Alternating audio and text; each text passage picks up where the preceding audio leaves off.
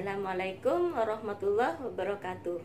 Oke, hari ini kita kembali lagi dalam pelajaran kimia sistem daring. Gimana kabar kalian semua? Ibu harapkan semoga keadaan kalian semua sehat selalu. Ingat ya, di masa pandemi ini kita akan belajar kimia dalam sistem daring atau sistem online. Oke, jangan lupa kalian jaga kesehatan, tingkatkan imunitas tubuh, rajin cuci tangan, pakai masker jika keluar rumah, dan jika tidak keluar rumah, stay at home aja ya. Oke. Pada hari ini kita belajar tentang sistem koloid. Nah, perhatikan sistem koloid di samping. Oke. Nah, pastinya kalian berpikir, apa itu sih sistem koloid? Oke. Nah, di sini Ibu tunjukkan peta konsep materi kita hari ini. Nah, perhatikan peta konsepnya. Oke, perhatikan ya. Oke, ini adalah peta konsep pelajaran kita hari ini.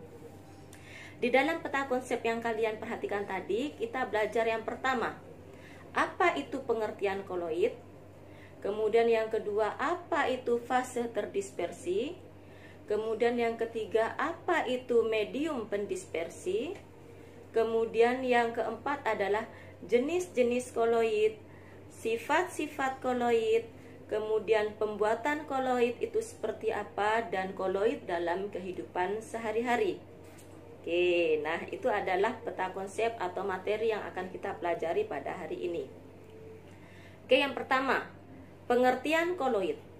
Koloid adalah campuran heterogen antara dua zat atau lebih, di mana ukuran partikelnya itu sangat kecil sekali, yaitu berukuran antara 1 hingga 1000 nanometer, di mana campuran ini tersebar merata di dalam medium pendispersi. Nah, di sini ada fase terdispersi dan ada medium pendispersi.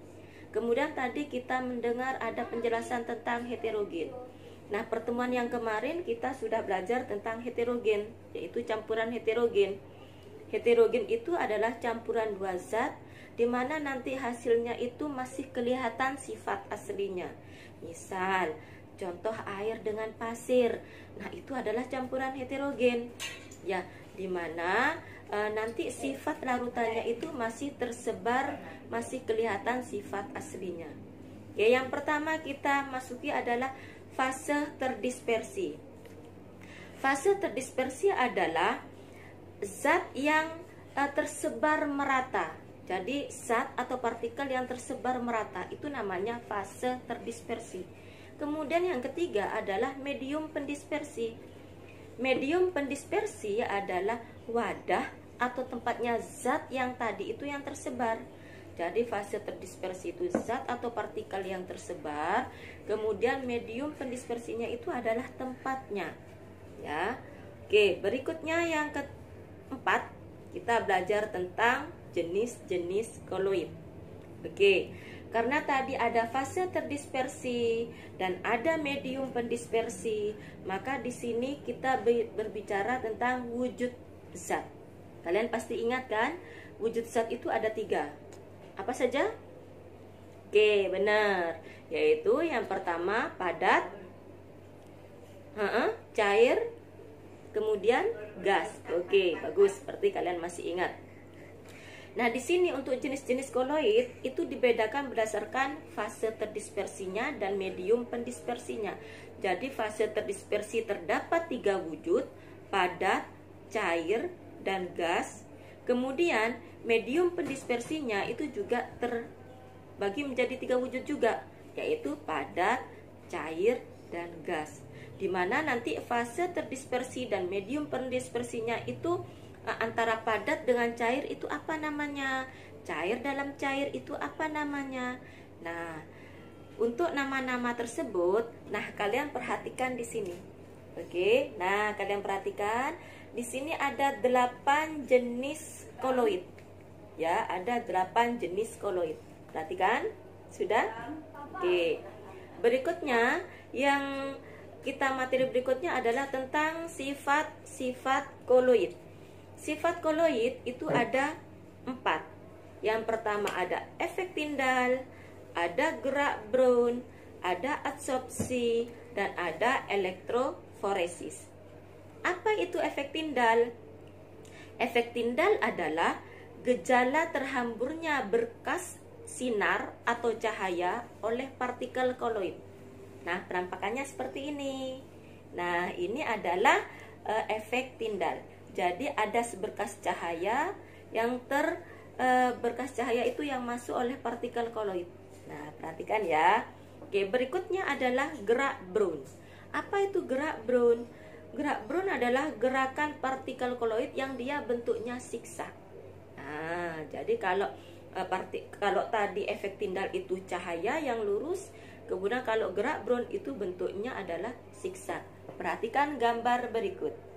Nah, ya, ini adalah gerak Brown. Nah, kalian perhatikan gerak Brown di sini adalah gambarnya siksak. Oke, berikutnya yang ketiga, sifat koloid yang ketiga adalah adsorpsi. Apa itu adsorpsi? Adsorpsi adalah peristiwa terserapnya ion atau gabungan lain oleh permukaan koloid. Ibu ulangi lagi. Peristiwa terserapnya ion atau gabungan lain oleh permukaan koloid. Perhatikan gambar berikut. Nah, ini adalah gambarnya dari adsorpsi. Oke. Berikutnya yang kelima adalah elektroforesis. Apa itu elektroforesis? Elektroforesis adalah metode untuk memisahkan partikel koloid yang menggunakan arus listrik. Jadi kalau dari kata-katanya elektroforesis, elektro berarti nanti berhubungan dengan listrik. Ibu ulangi lagi ya penjelasannya. Jadi elektroforesis adalah metode untuk memisahkan partikel koloid dengan menggunakan arus listrik. Perhatikan gambar dari elektroforesis berikut ini. Oke, berikutnya sekarang kita masuk pada materi yang ke-7, yaitu pembuatan koloid. Pembuatan koloid itu dibedakan menjadi dua. Yang pertama adalah dengan cara dispersi, kemudian yang kedua adalah dengan cara kondensasi. Cara dispersi yang pertama itu dibedakan menjadi 3. Ada cara peptisasi, ada cara pemintal koloid, dan ada dengan cara Bredig. Nah, perhatikan cara dispersi berikut. Nah, perhatikan ya, ini adalah penjelasan dari pembuatan koloid dengan cara dispersi. Oke, berikutnya dengan cara kondensasi.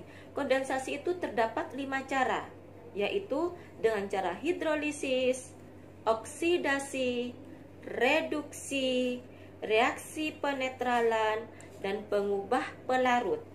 Ya, perhatikan gambar berikut. Ini adalah ringkasan secara singkat tentang pembuatan koloid dengan cara kondensasi.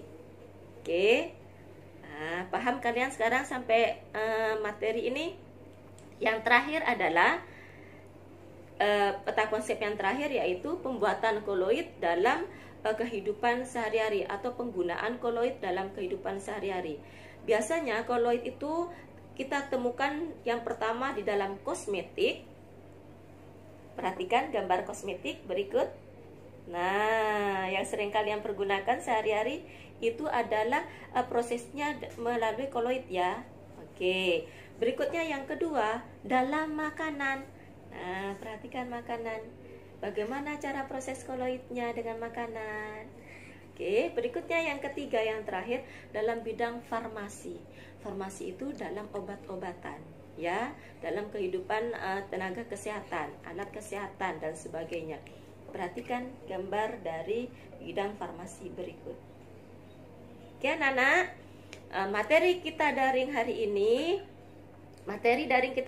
adalah tentang koloid. Oke, bagaimana penjelasan Ibu?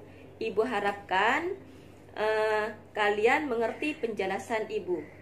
Oke, nanti pertemuan berikutnya kita akan adakan soal-soal latihan dan sesi tanya jawab. Oke, Ibu akhiri dulu. Wassalamualaikum warahmatullahi wabarakatuh.